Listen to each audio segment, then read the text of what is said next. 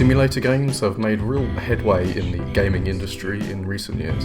Steam offers a unique platform for indie developers, meaning there's a lot of experimentation with the format.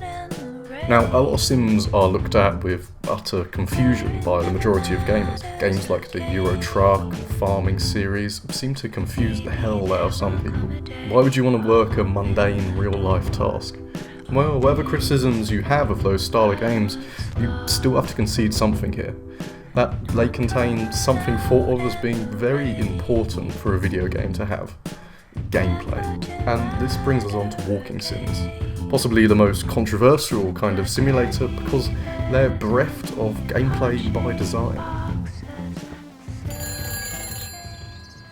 Walking sims come in all shapes and sizes, but generally they're a primarily narrative and visual driven game.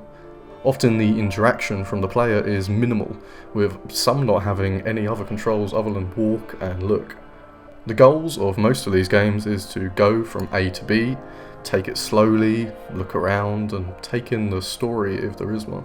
With challenge made intentionally minimal, they essentially remove the game part from video game, right?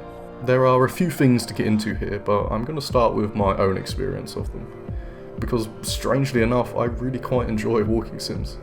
I understand why people may find them tedious, but bear with me as I try to articulate what it is that makes me want to sit in front of my computer and hold W. The aforementioned lack of gameplay or challenge is the main point of bafflement. If you're not interacting with anything, if there are no enemies out to get you, puzzles to solve, or things to create, how do you not just get bored of walking?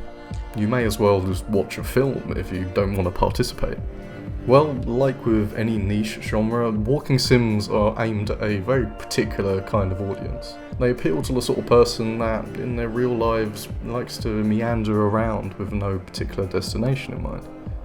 The sort of person that likes getting lost in the world, taking in the sights and sounds and letting their mind wander, maybe while listening to music. What I'm arguing here is that in the same way that a first-person shooter panders to one's desire to shoot deadly weapons and conquer enemies, so too does the walking sim fulfill the desire in some people to just explore their surroundings, free of conflict.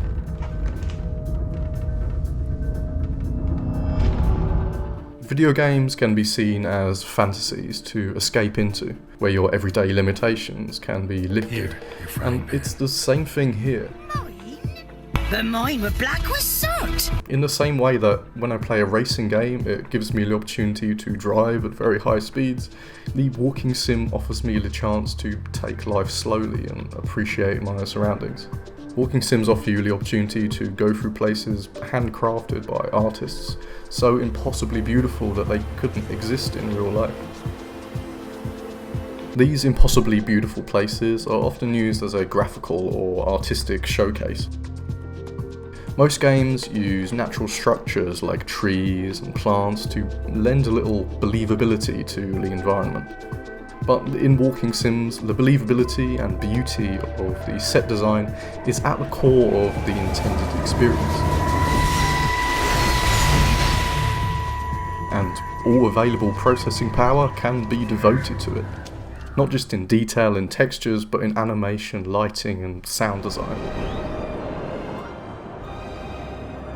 Now, game environments are designed by artists, and in my opinion, the way the game presents itself to you through its art style and sound design can be just as captivating as the task it sets out for you. In most games, artistic ideas frame gameplay, but walking sims do something weird. They expand the frame to become the whole picture.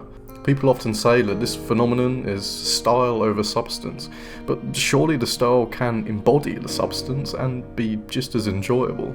Take the very accessible Firewatch.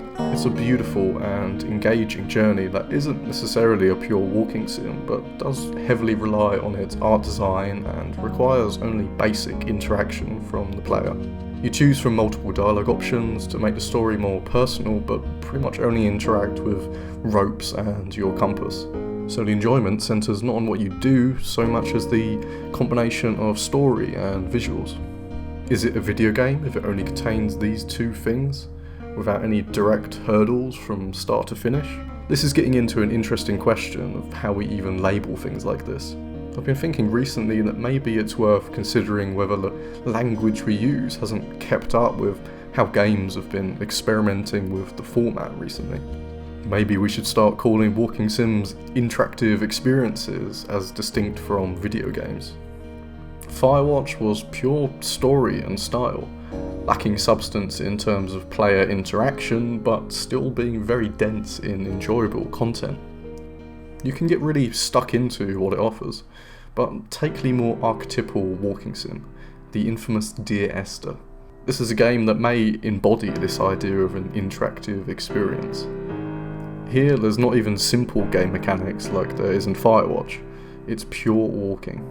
There is a story, but it isn't obvious, and you as a player are not directly involved.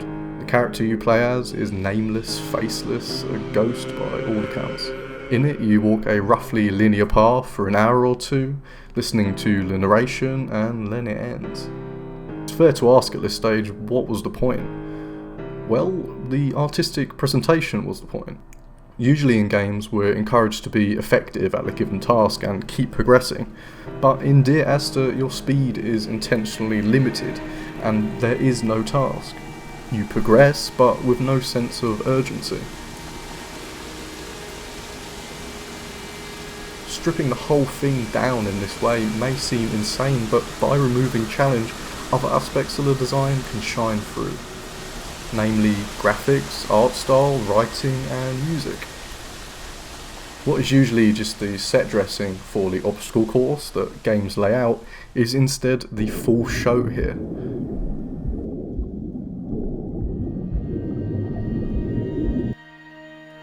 A subdued colour palette, atmospheric music and poetic prose make Dear Esther a peculiar experience. But it was played and enjoyed by people who value the effort put into the art style more than the gameplay that was left at the wayside.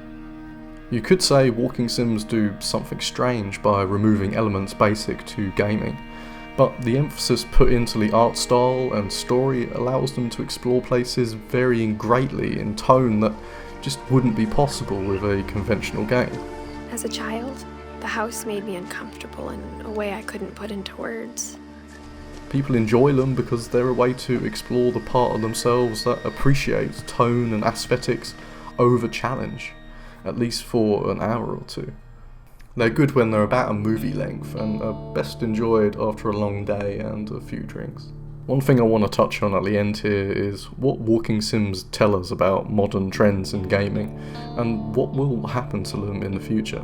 Clearly there's a lot of discussion to be had about this because they go against our basic definition of what constitutes a video game. But these assumptions are continually being challenged as developers continue to experiment. And this isn't going to stop anytime soon.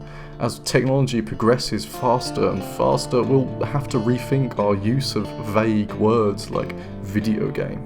Imagine how the market for interactive experiences will explode as VR becomes cheaper and more widespread.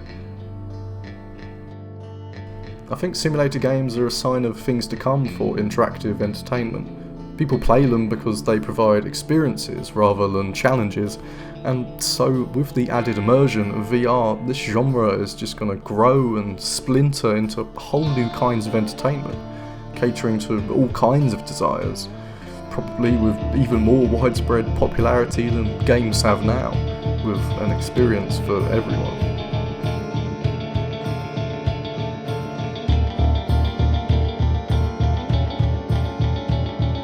Anyway, what do you think of walking sims? Am I accurate in my analysis, or is it all just bollocks? Let me know. Leave a comment if you feel like it, and yeah, have a good day.